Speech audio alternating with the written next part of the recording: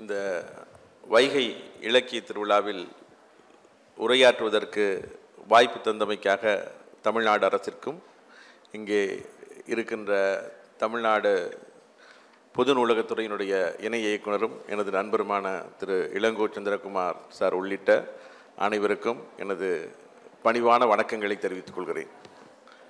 இந்த வைகை இலக்கிய திருவிழாவில் நான் உங்களோடு பகிர இருக்கின்ற சில கருத்துக்கள் தமிழ்நாடு பாடநூல் கழகத்தின் பதிப்பு பணிகள் என்பதாகும். உங்களுக்கு தெரியும், பாடநூல் கழகம் என்பது பாடப்புத்தகங்களை வெளியிடுகிறது. பாடப்புத்தகங்கள் நீங்கள் பள்ளியில் படிக்கிறீர்கள், அதற்கு பிற்பாடு போட்டித் தேர்வுகளுக்கு படிக்கின்ற பொழுது எல்லா புத்தகங்களை வாங்கி படிக்கிறீர்கள். பொது தமிழ் புத்தகம், வரலாறு, அறிவியல் போன்ற புத்தகங்களை நீங்கள் வாங்கி படிக்கிறீர்கள். அது அல்லாமல் தமிழ்நாடு பாடநூல் கழகம் ஏராளமான புத்தகங்களை வெளியிடுகிறது. அதை புத்தக திருவிழாக்களில், பாடநூல் கழக அரங்குகளில் நீங்கள் பார்த்திருக்கலாம். உங்களில் எத்தனை பேர் அது பற்றி தெரிந்திருப்பீர்கள் என்று எனக்கு தெரியவில்லை. எனவே அதை பற்றி உங்களுக்கு அறிமுகப்படுத்துவதற்காகத்தான் இந்த தலைப்பை நான் தேர்ந்தெடுத்திருக்கிறேன். கதை புத்தகங்களை நாங்கள் நிறைய வெளியிடுகிறோம். முக்கியமான ஆளுமைகளுடைய கதை புத்தகங்கள். உதாரணமாக சொல்ல போனால், தமிழ் சிறுகதைகள் முக்கியமான ஒரு ஆளுமையாக இருப்பவர் புதுமைப்பித்தன். புதுமைப்பித்தனை பற்றி நீங்கள் அடிக்கடி கேள்விப்பட்டிருப்பீர்கள். புதுமைப்பித்தன் சிறுகதைகள் பற்றி நீங்கள் கேள்விப்பட்டிருக்கலாம். ஆனால் உங்களில் எத்தனை பேர் புதுமைப்பித்தனுடைய சிறுகதைகளை படித்திருப்பீர்கள் என்று எனக்கு தெரியவில்லை. புதுமைப்பித்தன் சுமார் 100 கதைகள் எழுதியிருக்கிறார். அந்த 100 கதைகளும் தொகுப்பாக வந்திருக்கின்றன, பெரிய பெரிய தொகுப்புகள் வந்திருக்கின்றன. அவற்றை வாங்கி படிக்கின்ற பொழுது புதிதாக படிக்கின்ற வாசகர்களுக்கு குழப்பம் வருகிறது. நாம் எந்த புத்தகத்தை, எந்த கதையை படிக்க வேண்டும்? 100 கதைகள் இருக்கிறதே, இதில் நாம் நல்ல கதையை எப்படி தேர்ந்தெடுத்து படிப்பது என்று பலர் என்னிடம் கேட்டிருக்கிறார்கள். நான் பல மாணவர்களுக்கு தொடர்ந்து வகுப்படுத்தி வருகிறேன். IAS படிக்கின்ற மாணவர்களுக்கு 20 வருடமாக வகுப்படுத்தி வருகிறேன். அப்படி படிக்கின்ற பொழுது அவர்களுக்கு எந்த கதையை நாம் தேர்ந்தெடுத்து படிப்பது என்ற சந்தேகம் இருக்கும். அதற்காக நாங்கள் பாடநூல் கழகத்தில் இப்பொழுது புதுமைப்பித்தனுடைய சிறந்த 10 கதைகளை மட்டும் ஒரு தொகுப்பு கொண்டு வந்தோம். புதுமைப்பித்தனுடைய மிக முக்கியமான 10 சிறுகதைகளை மட்டும் கொண்டு ஒரு தொகுப்பு கொண்டு வந்தோம், தேர்ந்தெடுத்த சிறுகதைகள் என்று. புதுமைப்பித்தன் கதைகள் நீண்ட நாட்களாக விற்பனையாகிக் கொண்டிருக்கின்றன. பெரிய பெரிய புத்தகங்கள் எல்லாம் இருக்கின்றன. அதில் பல்வேறு பதிப்புகள் இருக்கின்றன. ஆரா வெங்கடாசலபதி அவர்களுடைய பதிப்பு இருக்கிறது. சீர் வாசகர் வட்டம் என்ற ஒரு அமைப்பு போட்ட ஒரு பதிப்பு இருக்கிறது. இவையெல்லாம் இருக்கின்ற பொழுது நாம் போடுகின்ற பதிப்பு எப்படி விற்பனையாகும் என்று எனக்கு ஒரு ஐயம் இருந்தது. இருந்தாலும் இந்த நடந்த சென்னை புத்தக கண்காட்சியில் 10 நாளில் மட்டும் 100 புத்தகம் விற்பனையாகிருக்கிறது. இது நாங்களே எதிர்பார்க்காத ஒன்று. ஒரு புத்தகம் புதிதாக போடப்படவில்லை. புதுமைப்பித்தன் கதை காலங்காலமாக இருப்பது. நாம் தேர்ந்தெடுத்து போட்டது ஒரு 10 கதைகளை மட்டும் எடுத்து, அதில் இந்த காலத்து எழுத்தாளர்கள் புதுமைப்பித்தனை எப்படி வியந்து சொல்லியிருக்கிறார்கள் என்று பல்வேறு எழுத்தாளர்கள், உங்களுக்கு தெரிந்திருக்கலாம், எழுத்தாளர்கள் பெரும்பாலும் ஒரே மாதிரி கருத்தை பேச மாட்டார்கள். ஒவ்வொரு எழுத்தாளர்களுக்கும் ஒவ்வொரு விதமான இலக்கிய கொள்கை இருக்கும், அதற்கேற்ப பேசுவார்கள். அதில் அவர்களிடையே முரண்பாடுகள் கூட இருக்கும். தந்தை பெரியார் சொன்னார் ஒரு முறை, 2 புலவர்கள் சந்தித்தால் அங்கே 3 போலீஸ் ஸ்டேஷன் வேண்டும் என்று. ஏன்னால் 2 புலவர்களுக்கு இடையே எப்போதும் சச்சரவுகள் இருக்கும், கருத்து வேறுபாடுகள் இருக்கும். ஆனால் எல்லா எழுத்தாளர்களும், தற்கால எழுத்தாளர்களும் ஒருவரை புகழ்ந்து சொல்கிறார்கள் என்றால் அவருடைய எழுத்து எவ்வளவு வலிமையானது என்பதை தெரிந்து கொள்ள வேண்டும் என்றால் நீங்கள் புதுமைப்பித்தனை படிக்க வேண்டும். எங்களுடைய புதுமைப்பித்தன் புத்தகம் அப்படித்தான். உங்களுக்கு ஒரே ஒரு கதை மட்டும் சொல்கிறேன் புதுமைப்பித்தனிடமிருந்து. நீங்கள் புதுமைப்பித்தனை படிக்க வேண்டும் என்ற ஆவல் உங்களுக்கு ஏற்படுவதற்காக. அவருடைய கதைகளிலேயே புகழ்பெற்ற கதை காஞ்சனை என்ற கதை. அது ஒரு பேய் கதை. காஞ்சனை என்ற கதை புதுமைப்பித்தனுடைய பேய் கதை. அவருடைய கதையில் எப்போதுமே ஒரு எல்லலான நடை இருக்கும். அதாவது ஒரு கிண்டலும் கேலியும் கலந்த நடையில் தான் அவர் எழுதுவார். அது ஒரு எழுத்தாளரை பற்றிய கதை. ஒரு எழுத்தாளர் இரவில் தூக்கம் வரவில்லை, தூக்கம் வராமல் முழித்திருக்கிறார். பொதுவாக நமக்கு எப்பொழுது தூக்கம் வராமல் இருக்கும்? ரொம்ப சந்தோஷமாக இருந்தால் தூக்கம் வராது, அது ரொம்ப சோகமாக இருந்தால் தூக்கம் வராது. அவர் சொல்கிறார், எனக்கு இன்றைக்கி தூக்கம் வர மாட்டேங்க, நான் ரொம்ப சந்தோஷமாகவும் இல்லை ஆனால் சோகமாகவும் இல்லை, அப்படி எனக்கு தூக்கம் வர மாட்டேங்க, ஏன்னு தெரில அப்படின்னு சொல்லிட்டு அவர் தன்னையே அறிமுகப்படுத்திக்கிறார். நான் யார் அப்படின்னா, நான் என்னுடைய வேலை சரடு விடுறது, கதை சொல்கிறது, கதை சொல்கிறவன். எங்களுக்கு 2வது பிரம்மான்னு பேர். எங்களெல்லாம் அப்படி தான் எல்லோரும் கொண்டாடுறாங்க. அதில் கடைக்குட்டி நான்.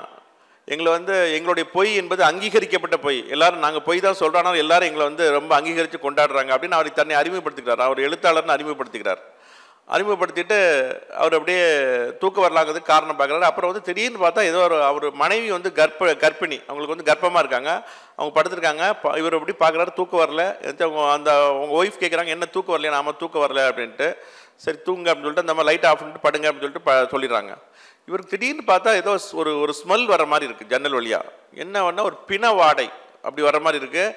இவருக்கு வந்து ரொம்ப பயமாயிடுச்சு. என்னடா இது நைட் ஏதோ பிண வாசனை வருது அப்படின்னு சொல்லிட்டு பார்க்குறாரு. ஒய்ஃபை கேட்குறாரு, ஏதாவது வாசனை வருதுன்னு. ஒரு வாசனையும் வரல, படுங்க அப்படின்றாரு. கொஞ்ச நேரம் கழித்து பார்த்தா ஒரு ஊதுவத்தி வாசனை வர மாதிரி இருக்குது. ஏதோ ஊதுவத்தி வாசனை வர மாதிரி இருக்கு உனக்கு இருக்கான்னா, எங்கேயாவது ஊதுவத்தி கொளுத்திருப்பாங்க, இதெல்லாம் ஒரு பிரச்சனையாக, படுங்கன்னு சொல்லியிருந்தேன் அந்த அம்மா. அப்புறம் வந்து இவர் வந்து என்ன செய்யான்னு தெரியாமல் படுத்துறாரு. அப்புறம் மறுநாள் காலையில் எழுந்திரிச்சு பார்த்தோன்னே ஒரு அம்மா வேலைக்கு வருது, ஒரு பிச்சைக்காரி மாதிரி ஒரு அம்மா வந்து, அம்மா ஏதாவது எனக்கு துணி இருந்தால் கொடுங்க, சாப்பாடு இருந்தால் கொடுங்கன்னு கேட்குது. இவர் ஏதோ படிச்சுட்டு இருந்தவர் நிமிந்து பார்க்குறாரு. அது வந்து ஒரு இளம் வயது பிச்சைக்காரி. அதனால் பார்த்துட்டு இவர் பேசாமல் படிக்க ஆரம்பிச்சிட்டாரு. அப்போ அந்த அம்மா வந்து கர்ப்பிணியாக இருக்கிறதுனால வேலைக்கு வச்சுக்கலான்னு சொல்லிட்டு இவர்கிட்ட வந்து, இந்த அம்மாவை நான் வேலைக்கு வச்சுக்க போகிறேன் அப்படிங்குது. அவருக்கு வந்து ரொம்ப ஷாக்கு. யாருன்னே தெரியாது, இந்த அம்மா புதுசாக வருது, இந்த அம்மா வந்து வேலைக்கு வச்சுக்கிறேன்னு வேறு சொல்கிறாங்களேன்னு சொல்லிட்டு, யாருன்னே தெரியாது, எப்படி நீங்கள் எப்படி வேலைக்கு வைப்பேன்னு கேட்குறாரு. இல்லை உங்களுக்கு என்ன தெரியும், நான் சொன்னால் கரெக்டு தான் அப்படின்னு சொல்லிட்டு அந்த அம்மா போயிடுது. அதாவது சமீபத்தில் ஒரு கொட்டேஷன் படித்தேன். லேடிஸ்ட்டை பேசும்போது வந்து அது வந்து சாஃப்ட்வேர் அக்ரிமெண்ட் மாதிரி. நீங்கள் சாஃப்ட்வேர் நீங்கள் பார்த்துருப்பீங்க, அப்படியே கிளிக் பண்ணி போயிட்டு இருப்பீங்களா, அக்ரின்னு கடையில் வந்து அக்ரின்னு போட்டுரும். அதெல்லாம் படித்தே பார்க்க மாட்டோம். இல்லைன்னா லேடிஸ்ட்டை வந்து தப்பிக்க முடியாது.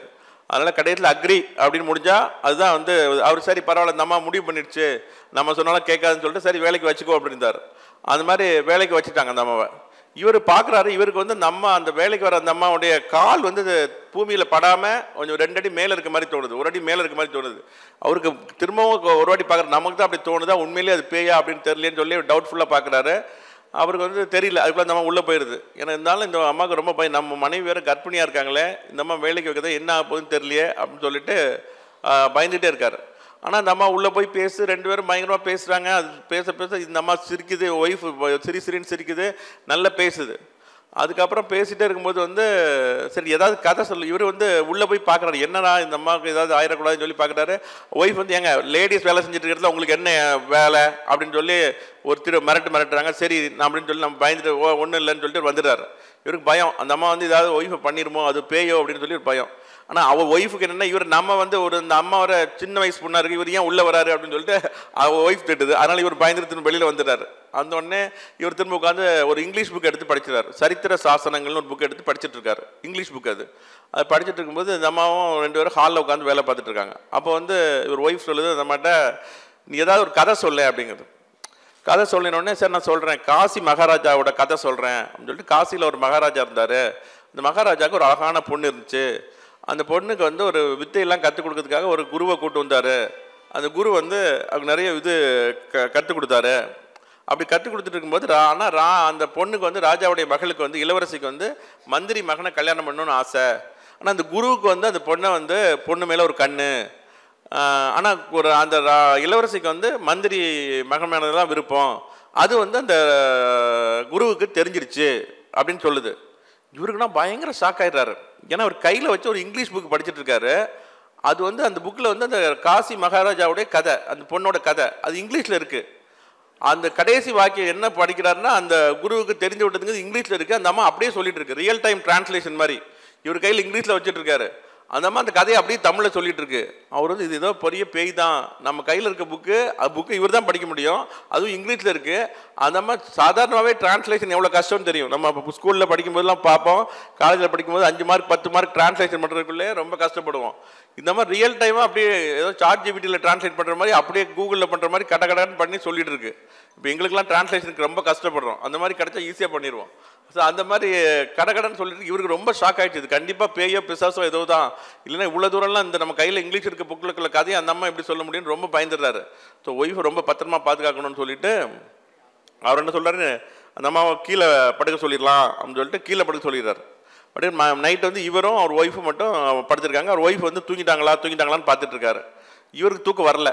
இருந்தாலும் கீழே இருந்து திரும்பவும் அந்த சாம்பிராணி வாசம் மாதிரி ஏதோ வர்ற மாதிரி இருக்குது காலையில் நைட்டில் 11 மணி 12 மணிக்கு. இவர் கீழே இறங்கி போய் பார்க்குறாரு. கீழே இறங்கி போய் பண்ணால் அந்த அம்மா படுத்திருந்த ரூமில் அந்த அம்மாவை காணும். பயமாயிடுச்சு இவருக்கு. தெரிஞ்சுன்னு சொல்லிட்டு என்ன பண்ணேன்னு தெரியல, திரும்ப வந்து படுத்துட்டார். அப்போ ஒய்ஃப் என்ன தூக்கம் வரலையா அப்படின்னு கேட்குது. இல்லை தூங்கிறாருன்னு சொல்லிட்டு தூங்கிறாரு. அப்புறம் வந்து மறுநாள் காலையில் பார்த்தா இப்படியே வந்து பயந்துகிட்டே இருக்கார். மறுநாள் காலையில் என்னென்னு பார்த்தா இதே மாதிரி திரும்ப ரெகுலராக போகுது. அப்புறம் அன்றைக்கும் வந்து நைட்டு வருது. நைட்டு வந்து காலையில் வந்தவங்க வந்து காஃபி கொடுக்குறாங்க. காஃபி கொடுத்தோன்னே நைட்டு தூங்கலையான்னா உனக்கு தூங்கல, ஏன் தெரில உனக்கு சாப்பாடு நீ செய்கிற சாப்பாடு தான் போல, சாப்பாடு சரியில்லை போல தான் எனக்கு தூக்கம் வர மாட்டேங்க அப்படின்றாரு. ஆமாம்மா என் சாப்பாடை குறை சொல்லலாம் உங்களுக்கு இது இருக்காது, நீங்கள் எழுதுகிற கதையை விடவும் என் சாப்பாடு ஒன்றும் மோசம் இல்லை அப்படின்னு சொல்லிட்டு போயிடுது அந்த அம்மா. சரின்னு சொல்லிட்டு இவர் அப்படியே உட்காந்துருக்காரு. சரி இன்னைக்கு நைட் எப்படி போகிறோன்னு அவருக்கு காலையிலேருந்தே பயம், நைட் எப்படி போகுன்னு தெரியலன்னு சொல்லிட்டு. அப்புறம் சாயங்காலம் உடனே இந்த அம்மா சொல்லுது, இந்த அம்மா என்ன நினச்சின்னு தெரியல, இவருக்கு நைட்டில் போய் கீழே இறங்கி பார்த்துட்டு வந்தாரா என்னென்னலாம் அதுக்கு சந்தேகம் வந்துச்சான்னு தெரில. அந்த அம்மா சொல்லிட்டு அந்த பொண்ணு பேர் என்னன்னு கேட்குறாங்க. இடையில போகும்போது அந்த பொண்ணு பேர் காஞ்சனை அப்படின்னு சொல்லுது. ஓகே, அந்த அம்மா சொல்லிடுது இந்த காஞ்சனை வந்து இன்னைக்கு மாடியில் நம்ம பக்கத்து ரூமில் தான் படுப்பாங்க அப்படின்னு சொல்லிடுது. இவருக்கு இன்னும் பயமாயிருது. என்னடா இது, நான் கீழே படுத்துருக்கும் போதே நம்ம பயமாக இருந்துச்சு, இது வந்து நம்ம பக்கத்து ரூமில் வேறு படுக்குன்னு சொல்லுதாங்களே என்னன்னு தெரியலேன்னு சொல்லி இவர் ரொம்ப பயந்து போயிருக்காரு. பயந்து போனோடனே அந்த நைட்டில் வந்து அந்த ரொம்ப பக்கத்தில் ரூம் படம் இவர் வந்து ரொம்ப நைட்டில் இன்னும் அன்னைக்கு நைட்டும் தூக்கம் இல்லாமல் ரொம்ப கஷ்டப்பட்டு உட்காந்துட்டு இருக்காரு. அதுக்கப்புறம் பார்த்தா அதே மாதிரி 12 மணிக்கு அந்த மாதிரி சாம்பிராணி வாசம் வருது. இவருக்கு இன்னும் பயமாயிருது. ஐயோ பேய் தான் போல் கன்ஃபார்ம் ஆயிடுச்சு, என்ன பண்ணான்னு தெரியலன்னு சொல்லி ரொம்ப பயந்து அன்றைக்கி நைட்டை கஷ்டப்பட்டு கழிக்கிறாரு. மறுநாள் காலையில் பார்த்தோடனே எழுந்திரிச்சு போகிறாரு. வெளியில் ஏதோ சத்தம் கேட்குது, யாரோ ஒரு ஒருவர் இந்த ஒரு இதெல்லாம் இருப்பாங்க இல்லையா, இந்த குடுகுடுப்பைக்காரன் அந்த மாதிரி யாரோ ஒருத்தர் வெளியில் இருக்க மாதிரி கேட்குது. ஒரு சத்தம் கேட்டு இப்படி பார்க்குறாரு, வெளியில் போகிறாரு. நல்ல காலம் பிறக்குது நல்ல காலம் பிறக்குதுன்னு பரவாயில்ல அந்த மாதிரி ஏதோ ஒரு சம்படி வெளியில் இருக்காங்க, ஒரு குடுகுடுப்பைக்கார மாதிரி. இவர் இப்படி பார்த்துட்டு போகிறாரு. அந்த பொண்ணு படுத்திருந்த ரூமை பார்த்துட்டே போகிறாரு, காஞ்சனை படுத்திருந்த ரூமை. அந்த ரூமில் அது இல்லை. அப்புறம் போயிட்டு அவர் போனால் வெளியில் போனவர் வந்து விபூதி கொடுக்குறாரு. விபூதி கொடுத்து இதை வந்து உன்னோட ஒய்ஃபு நெத்தியில் பூசு, இனிமேல் அந்த பொண்ணு வராது அப்படின்னு சொல்லிட்டு போயிடுறாரு. விபூதி வந்து சூடாக இருக்குது. இவர் எடுத்துகிட்டு வந்து ஒய்ஃப் நெத்தியில் பூசி விடுறாரு. பூசி விட்டோடனே அந்த அம்மா சொல்லுது, காஞ்சனை காணும், இந்த ஆம்பளைங்களே அப்படித்தான் அப்படின்னு சொல்லுது. இவருக்கு புரியல, இவர் ஏதோ அதை மிஸ்பிஹேவ் பண்ணிட்டாரு, அதனால அந்த அம்மா போயிடுச்சு அப்படின்னு இவரை குழந்தை வருது. இவருக்கு அப்பா அந்த அம்மா பேயின்னு நினச்சி நம்ம பயந்துட்டு நல்ல வேலை போச்சு அப்படின்னு சொல்லுது. இவருக்கு என்ன பதில் சொல்லன்னு தெரியவில்லை. அந்த அம்மா வந்து இந்த ஆம்பளைங்களே இப்படி தான் அப்படின்னு சொன்ன உடனே இவருக்கு வந்து அந்த அம்மா இவர் தப்பாக நினச்சிட்டாருன்னு தோணுது. பட் ஆனால் இவருக்கு வந்து அப்பா நல்ல வேலை அது பேய்துன்னு நினச்சி அது போயிடுச்சுன்னு சொல்லி ஒரு சந்தோஷம். அதோட கதை முடிஞ்சிருது. அவ்வளோதான் கதை. இந்த ஆம்பளைங்களை இப்படித்தான் சொல்லுது, எனக்கு என்ன பதில் சொல்கிறது என்று சொல்வது என்று தெரியவில்லை அப்படின்னு சொல்லி முடிச்சிட்டார். இது வந்தது பேய் தானா இல்லையா, அது வந்து இது பூஜை கொடுத்தாங்களா இல்லையா, இதில் அவரே முதலே சொல்லிட்டார். நாங்கள் சொல்கிறதெல்லாம் கதை, அதில் வந்து அது வந்து அங்கீகரிக்கப்பட்ட உண்மை, அங்கீகரிக்கப்பட்ட பொய் அப்படின்லாம் சொல்லிடுறாரு. அது மாதிரி கற்பனை கலந்து சொல்லக்கூடிய இந்த மாதிரி நிறைய கதைகள் புதுமைப்பித்தன் எழுதியிருக்காரு. இந்த காஞ்சனான்னு நீங்கள் சினிமா பார்த்துருப்பீங்க, 1, 2, 3 நிறைய பார்த்துருக்கீங்க. அது மாதிரி நிறைய சினிமா பார்க்குற மாதிரி நீங்கள் வந்து கதைகள் படிக்கிற பழக்கம் உங்களுக்கு வரணும். இந்த காஞ்சனை அப்படிங்கிறது தமிழ் வரலாற்றில் பார்த்தீங்கன்னா எல்லாருக்கும் சினிமா வந்து நிறைய பேருக்கு தெரியுமே தவிர, காஞ்சனைங்கிறது தான் புதுமைப்பித்தனுடைய கதை, அது ரொம்ப புகழ்பெற்ற கதை அப்படிங்கிறது நிறைய பேருக்கு தெரியாது. இந்த மாதிரி இதை வந்து அப்ஸ்கியூரிட்டின்னு சொல்லுவாங்க இலக்கியத்தில் வந்து இந்த இது வந்து உண்மையிலே பேயா இல்லையா. புதுமைப்பித்தன் கேள்வி கேட்கும்போது கேட்டிருக்காங்க, பேய் பற்றிய நம்பிக்கை உங்களுக்கு உண்டா அப்படின்னு சொல்லிட்டு. அவர் எப்போதுமே வேடிக்கை பதில் சொல்லுவார். பேய் பற்றிய நம்பிக்கை உண்டா அப்படின்னு கேட்டதுக்கு அவர் என்ன சொன்னார்னா, பேய் பற்றிய நம்பிக்கையெல்லாம் என்ன கிடையாது, ஆனால் பேய்னா பயம் உண்டுன்னு சொல்லியிருக்காரு. இந்த பேய் போய் யாரும் நம்ம கடவுள் நம்பிக்கை உண்டான்னு கேட்டால் பதில் சொல்லலாம், கடவுள் நம்பிக்கை இருக்குன்னு சொல்லிட்டு. பேய் பற்றிய நம்பிக்கை உண்டானா எனக்கு பேய் பற்றிய நம்பிக்கையெல்லாம் கிடையாது, ஆனால் பயம் உண்டு அப்படின்னு சொல்லியிருக்காரு. ஸோ அது மாதிரி பேய் பற்றிய பயம் நமக்கு அந்த காலத்துலேருந்தே இருக்குது. கலிங்கத்து பரணிலேருந்து பேய் பற்றிய சித்தரிப்புகள் இருக்குது, ஸ்கூல்லலாம் படிச்சிருப்பீங்க. ஸோ பேய் பற்றி நிறைய படங்கள்லாம் வருது. ஸோ இதெல்லாம் இலக்கியத்தில் வந்து எப்படி சித்தரிச்சிருக்காங்க அப்படின்னு சொல்லி இதெல்லாம் கற்பனை தான். இதெல்லாம் இந்த மாதிரி கதைகள்லாம் படிக்கும் பொழுது உங்களுக்கு வந்து உங்களுடைய மொழியாற்றல் மேம்படும், உங்களுடைய எழுத்தாற்றல் மேம்படும். அதெல்லாம் பற்றி தெரிஞ்சுக்கிறதுக்கு தான் இந்த மாதிரி இலக்கிய திருவிழாக்கள். நீங்கள் புத்தக திருவிழாக்களில் போய் புத்தகங்கள் வாங்குறீங்க, அது நம்ம எத்தனை பேர் படிக்கிறோம் அப்படின்னு தெரியல. அதை படித்தவங்க, அந்த புத்தகங்களை எழுதினவங்க உங்களுக்கு வந்து அந்த கதைகளை சொல்லும் பொழுது, தங்களுடைய படைப்பாளிகள் வந்து பேசுகின்ற பொழுது உங்களுக்கு தெரியும். இந்த மாதிரி புத்தகங்கள்லாம் பாடநூல் கழகத்தில் கிடைக்குது, வாங்க முடியுது. இந்த மாதிரிலாம் குழந்தைகளுக்கான புத்தகங்கள் நிறைய வெளியிட்டிருக்கோம். இலக்கிய திட்டம் சொல்லிட்டு இளந்தலை இலக்கிய திட்டம்னு குழந்தைகளுக்கான எலக்ட்ரானிக்ஸ் என்றே விளையாடுவோம் அப்படின்னு ஒரு புத்தகம் இருக்குது. பூமிக்கு காய்ச்சல் அப்படின்னு சொல்லிட்டு நம்மளுடைய சுற்றுச்சூழல் மாற்றம் பற்றி ஒரு கதை இருக்குது. எப்படி வந்து பூமி வந்து ஹீட் ஆகுது அப்படிங்கிறது பூமிக்கு காய்ச்சல் அப்படின்னு ஒரு குழந்தைக்கு வந்து புவி வெப்பமாதல் பற்றி அவங்க அம்மா சொல்கிற மாதிரியான ஒரு கதை இருக்குது. மாதவிடாய் அப்படின்னு ஒரு இது இருக்குது. ஸோ இந்த மாதிரி குழந்தைகளுக்கு புரிய வேண்டிய விஷயங்கள், இந்த ஏஜ் அப்ரோப்ரியேட் விஷயத்தில் அவங்களுக்கு சொல்ல வேண்டிய விஷயங்களை சொல்கிறதுக்காக இளந்தளிர் இலக்கிய திட்டம் அப்படின்னு ஒரு திட்டத்தில் 120 புத்தகங்களுக்கு மேலே பாடநூல் கழகம் போட்டிருக்கோம். இந்த புத்தகங்கள் எல்லா இடத்துலையும் கிடைக்குது, நல்ல விற்பனை ஆகுது. ஸோ இது இல்லாமல் தமிழ் இலக்கியங்களை ஆங்கிலத்தில் மொழிபெயர்த்து நிறைய வெளியிட்டிருக்கோம். கிட்டத்தட்ட 80 நூல்கள் வெளியிட்டிருக்கோம். அதில் பல்வேறு எழுத்தாளர்களின் நூல்கள் நாங்கள் வெளியிட்டிருக்கோம். அது வந்து உங்களுடைய தமிழ் அறிவு மட்டும் இல்லாமல் ஆங்கிலத்தில் படிக்கும்போது ஆங்கில மொழி அறிவை மேம்படுத்திக் கொள்வதற்கு உதவும். இப்போ திருக்குறளுக்கான இங்கிலீஷ் டிரான்ஸ்லேஷன் இருக்குது, நிறைய டிரான்ஸ்லேஷன் இருக்குது. தாமஸ் ஹிட்டோச்சி புரூக்ஷிமான்னு அமெரிக்காவில் உள்ள ஒருவர், அவர் இப்போ சமீபத்தில் கூட சென்னையில் பன்னாட்டு புத்தக திருவிழா நடந்தது. அதில் வந்து அவர் வந்து தமிழில் பேசினார். விரைந்து தொழில் கேட்கும் ஞாலம் அந்த திருக்குறளை வந்து இசையோடு பாடினார் முதலமைச்சர் மாண்புமிகு தமிழ்நாடு முதலமைச்சர் அவர்கள் முன்னால். அது அந்த வீடியோ வந்து வைரலாக எல்லா இடத்துலையும் ஷேர் ஆச்சு. அவர் வந்து தாமஸ் கிட்டோஜி புருக்ஷிமா ரொம்ப ஒரு 45 வருஷமாக பாடநூல் கழகத்தோட தொடர்பில் இருக்கார். ஆங்கிலத்தில் திருக்குறள் அருமையாக மொழிபெயர்த்திருக்காரு. ஸோ அந்த மாதிரியான மொழிபெயர்ப்புகளை நாங்கள் வெளியிட்டிருக்கோம். அதெல்லாம் நீங்கள் படிக்கலாம், பாடநூல் கழகத்தினுடைய மொழிபெயர்ப்புகள் படிக்கலாம். நூற்றாண்டு காணும் ஆளுமைகள் அப்படின்னு சொல்லிட்டு பெரிய பெரிய எழுத்தாளர்கள் தி. ஜானகிராமன், கி. ராஜநாராயணன், கு. அழகிரிசாமி இவங்களுடைய கதைகள் எல்லாம் வந்து பெரிய பெரிய எழுத்தாளர்களை வச்சு தொகுத்து பெரிய பெரிய புத்தகங்கள் வெளியிட்டிருக்கோம். அது மாதிரி கலைக்களஞ்சியங்கள் பெரியசாமி தூரன் அப்படிங்கிற தமிழில் வந்து என்சைக்ளோபீடியா பண்ணார். அது வந்து ஒரு 25 வருஷமாக பண்ணப்பட்ட ஒரு என்சைக்ளோபீடியா, தூரன் கலைக்களஞ்சியம் சொல்லுவோம். அதை வந்து நம்ம மறுபதிப்பு பண்ணியிருக்கோம்.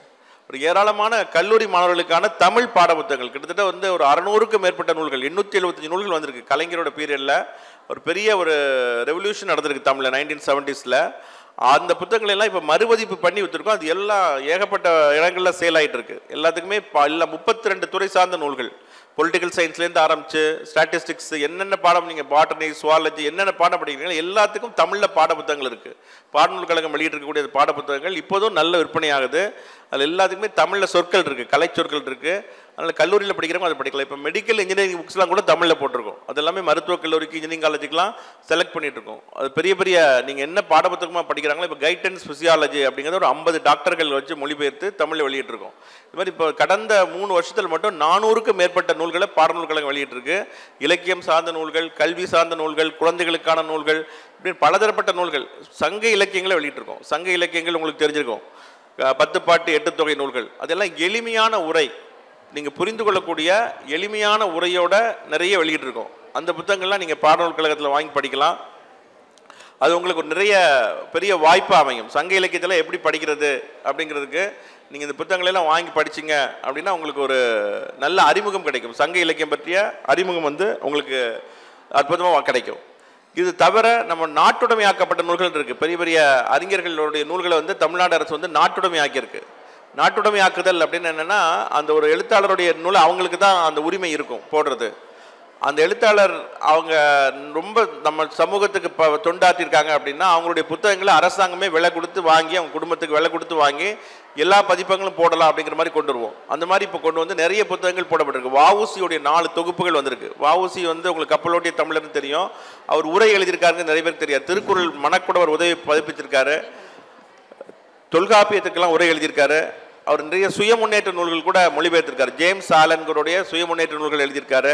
பாரதியாரை பற்றி வஉசி ஒரு புக் எழுதியிருக்காரு, நான் கண்ட பாரதின்னு. இதெல்லாம் பாடநூல் கழகம் வந்து வெளியிட்டிருக்கு. ஸோ இந்த புத்தகங்கள் எல்லாம் நீங்கள் வாங்கி படிக்கலாம். எனவே பாடநூல் கழக அரங்குக்கு போகும்போது, புத்தக கண்காட்சிக்கு போகும்போது பாடநூல் அல்லாத வேறு என்னென்ன புத்தகங்கள் இருக்குது அப்படிங்கிறத பார்த்து வாங்கி நீங்கள் வந்து கண்டிப்பாக பலன் பெறணும். இது கண்டிப்பாக நான் வந்து இங்கே திண்டுக்கல்லில் நடக்கும்போது பேசணும் அப்படின்னு நினச்சேன். ஏன்னா திண்டுக்கல் லியோனி சார் தான் எங்களுடைய பாடநூல் கழகத்தினுடைய தலைவராக இருக்கார். ஸோ அதனால் வந்து திண்டுக்கல் மாணவர்களுக்கு நீங்கள் ரொம்ப உங்களை வந்து நீங்கள் வந்து மகிழ்ச்சி அடையலாம். ஏன்னா உங்கள் ஊர்லேருந்து இருக்கக்கூடிய ஒரு ஆளுமை எங்கள் தமிழ்நாடு பாடநூல் கழகத்தில் வந்து சேர்மனாக இருக்கும்போது இவ்வளோ புத்தகங்கள் வெளிவந்திருக்கு அப்படிங்கிறது நீங்கள் வந்து பலத்த கரவொலியோட அவருக்கு வந்து நீங்கள் நன்றி தெரிவிக்கணும். இது வந்து நான் பொருத்தமாக பேசுகிறதுக்கு வந்து திண்டுக்கல் தான் பொருத்தமான இடம் அப்படிங்கிறதுனால தான் நான் வந்து இளங்கோ சார்கிட்ட கேட்டு நான் திண்டுக்கல்லில் வந்து பேசுகிறேன் சார் அப்படின்னு சொன்னேன். ஏன்னா இந்த 3 வருஷத்தில் ஏராளமான சார் வந்து எங்களுக்கு கொடுத்துருக்கக்கூடிய சுதந்திரம், என்னென்ன புத்தகங்கள்லாம் பண்ணலாம் அப்படிங்கிறதுக்கு சார் வந்து ரொம்ப ஆர்வமாக கேட்டு நிறைய இன்றைக்கி சார் வரணும், சார் வர முடியல. ஸோ அந்த மாதிரியான ஒரு வாய்ப்பு வந்து எங்களுக்கு கொடுத்துருக்காங்க. பல்வேறு விதமாக மாண்புமிகு தமிழ்நாடு முதலமைச்சர் அவர்கள், மாண்புமிகு பள்ளிக்கல்வித்துறை அமைச்சர் அவர்கள்லாம் பாராட்டக்கூடிய அளவுக்கு மிகச்சிறப்பான முன்னெடுப்புகள் நடக்கிறதுக்கு நாங்கள் நூலகத்துறையோடய ரொம்ப இணைந்து பணியாற்றுறோம். உலக புத்தக திருவிழா இப்போ கொண்டாடப்பட்டது. 65 நாடுகள்லேருந்து நம்ம நாட்டுக்கு வந்திருந்து சென்னையில் நம்ம புத்தகங்களை வேறு மொழிகளுக்கு மொழிபெயர்ப்பதற்கான முயற்சிகள் போயிட்டு இருக்கு. அதுலேயும் நாங்கள் நூலகத்துறையோட தமிழ்நாடு பாடநூல் கழகம் இணைந்து பணியாற்றுகிறது. ஸோ இந்த மாதிரி பல்வேறு முன்னெடுப்புகள். மாணவர்களுக்கு இலக்கிய பயிற்சி கொடுக்குறோம், மொழிபெயர்ப்பாளர்களுக்கான பயிற்சி கொடுக்குறோம். அது வந்து பாடநூல் கழகத்தில் இருக்குது. நீங்களாம் அப்ளை பண்ணி அதுலேருந்து பயன்பெறுங்க. அதே மாதிரி இலக்கிய முகவர்கள்னு ஒரு கான்செப்ட், லிட்ரரி ஏஜென்ட் அப்படின்னு சொல்லிட்டு, உங்களுக்கு இலக்கியம் படிக்கிறதுல ஆர்வம் இருந்ததுன்னா நீங்கள் தமிழ் இலக்கியம் ஆங்கில இலக்கியம் படித்தீங்கன்னா நீங்கள் வந்து ஏதாவது ஒரு எழுத்தாளருடைய லிட்ரரி ஏஜெண்டாக இருக்கலாம், இலக்கிய முகவராக இருக்கலாம். அவருடைய புத்தகத்தை நல்லா படித்து அதை பிற மொழிகளுக்கு எடுத்துகிட்டு போகிறதுக்கு நீங்கள் வந்து அந்த புத்தகங்களை பற்றி வெளிநாட்டுக்காரங்கள்ட்ட பேசலாம். அது ஒரு பெரிய படி வாய்ப்பு. இலக்கிய முகவர், லிட்ரரி ஏஜென்ட் அப்படிங்கிற ஒரு கான்செப்ட் அறிமுகப்படுத்தி 35 இலக்கிய முகவர்களை நாங்கள் உருவாக்கியிருக்கோம். உங்களுக்கும் அந்த மாதிரி இது வாய்ப்பு இருந்ததுன்னா நீங்கள் வந்து அதுக்கான அறிவிப்பு வரும்போது கண்டிப்பாக அப்ளை பண்ணி நீங்கள் ஒரு இலக்கிய முகவர்களாகவோ அல்லது மொழிபெயர்ப்பாளராகவோ பயிற்சி எடுத்து நீங்கள் முன்னுக்கு வரலாம். எந்த துறையாக இருந்தாலும் சரி, உங்களுடைய ஆர்வத்தின் காரணமாக நீங்கள் வந்து இலக்கியத்துறையில் வந்து பணியாற்றலாம். இலக்கியத்துறை அப்படிங்கிறது வந்து எல்லாருக்கும் பொதுவான துறை. இப்போ நான் கூட சொன்னாங்க, என்ன வந்து கால்நடை மருத்துவம் படிச்சுட்டு நான் வந்து பாடநூல் கழகத்தில் பணியாற்றிட்டு இருக்கேன். அது மாதிரி நீங்களும் வந்து இலக்கியத்தில் வந்து பணியாற்றலாம். இலக்கியம் வந்து பிடிச்ச வேலையை செய்கிறது, அதாவது பிடிச்ச வேலையை செய்கிறது தான் உலகத்தை ரொம்ப ரொம்ப ரொம்ப கமலஹாசன் அவர்கள் சொல்வார். அவர் வந்து ஏன் இப்படி சினிமா துறையில் சிறப்பாக வந்தார் அப்படின்னா அவர் வந்து சொல்வார், என்னுடைய பேஷன் ப்ரொஃபஷன் ரெண்டுமே எனக்கு ஒன்றா அமைஞ்சது அப்படிம்பார். பிடித்ததும் வேலை, நமக்கு பிடிச்சது செய்கிறதுக்கு ஒன்று, நமக்கு அமைகிற வேலைங்கிறது ஒன்று, ரெண்டும் ஒன்றா அமையும் பொழுது நம்ம வாழ்க்கையில் பெரிய அச்சீவ்மெண்ட் பண்ண முடியும். அந்த மாதிரி உங்களுக்கு அமையும் அப்படின்னா நீங்கள் வந்து இலக்கியம் படிக்கிறது உங்களுக்கு பிடிக்குது அப்படின்னா நாளைக்கு இலக்கியம் சம்மந்தப்பட்ட வேலையவே நீங்கள் எடுத்துக்கிட்டு நாளைக்கு வந்து பணியாற்ற முடியும். அதற்கான பணி வாய்ப்புகளையும் தமிழ்நாடு அரசு இப்பொழுது ஏற்படுத்தி கொடுக்கிறது. இலக்கிய முகவர்கள் அப்படின்னா யார், மொழிபெயர்ப்பாளர்கள்லாம் யார் அப்படிங்கிற விஷயங்களை தெரிஞ்சுக்கிட்டு நீங்கள் போய் அந்த லிட்டரரி ஏஜென்ட்டாக இருந்து அவங்களுக்காக பேசி அவங்க புத்தகங்களை வெளிநாட்டு மொழிகளுக்கு கொண்டு போகலாம். இப்போ வந்து பெரிய பெரிய எழுத்தாளர்கள் இங்கே உங்கள் பார்த்தீங்கன்னா கவிக்கோ அப்துல் ரஹ்மான், உங்கள் மதுரை இந்த இதில் உள்ளதுனால சொல்கிறேன், கவிக்கோ அப்துல் ரஹ்மான் இருக்கார். நம்ம பெரியகுளம் அப்படின்னா கவிஞர் மேத்தா பெரியகுளம் தான்.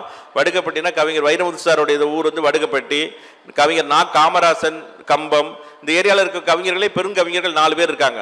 ஸோ இவங்களுடைய படைப்புகளை எழுதிட்டு போகணும், மொழிபெயர்க்கணும் அப்படின்னா நீங்கள் வந்து அதுக்கு லிட்டரரி ஏஜென்ட்டாக ஆக்ட் பண்ணலாம்.